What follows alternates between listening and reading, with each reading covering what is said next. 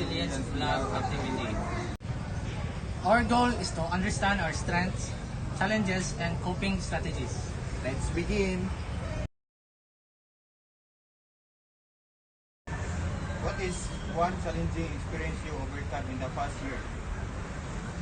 One challenge I overcame this year was dealing with burnout from juggling school, responsibilities at home, and personal issues.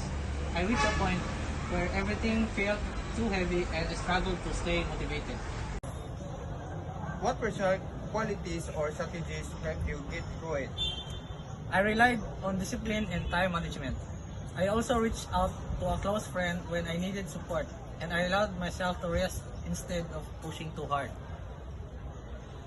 What did you learn about yourself during that time? I learned that I can handle more than I think, but I also learned that I need to take breaks before I reach my limit. I realized that asking for help is not a weakness. What are the current sources of stress in your life? My current stress mainly comes from deadlines, financial concerns, and feeling like I'm running out of time of myself. What support strategies might help you cope better? I think having a consistent routine and weekly check-ins with someone I trust would help. I also want to try exercising or journaling to manage stress better.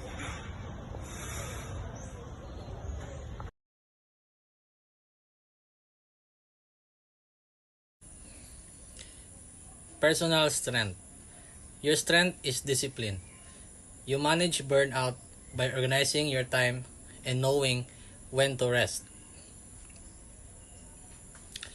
Positive affirmation. I am capable, strong, and deserving of rest.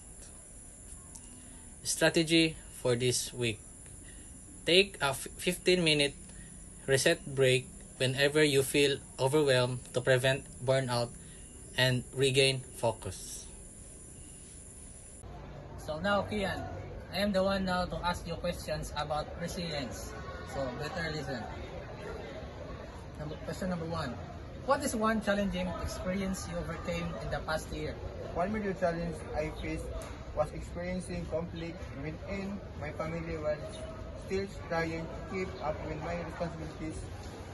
It affected my focus and emotions, but I managed to balance things gradually. Question number 2. What personal qualities or strategies help you get through it? I use patterns and emotional control. I also took a time to breathe, reflect quietly, and talk to more when the stress felt overwhelming. Question number 3. What did you learn about yourself during this time? I learned that I can stay calm and even when situations are tough. I also discovered and I'm more adapted than I thought. Question number 4. What are the current sources of stress in your life? Right now, my main stress is balancing academic tasks and personal expectations and not getting enough rest. And the last question. What support or strategies might help you cope better? I think I having a consistent routine and weekly check-in with someone I trust will help. I also want to try exercising or journaling to manage stress better. Okay, thank you. My resilience plan. First, a personal strength. Your strength is patterns and emotional control, shown by how you stay calm during family conflict while handling your responsibilities. 2. Positive affirmation. I am adaptable, calm, and capable of handling challenges with clarity. 3. Strategy for this week.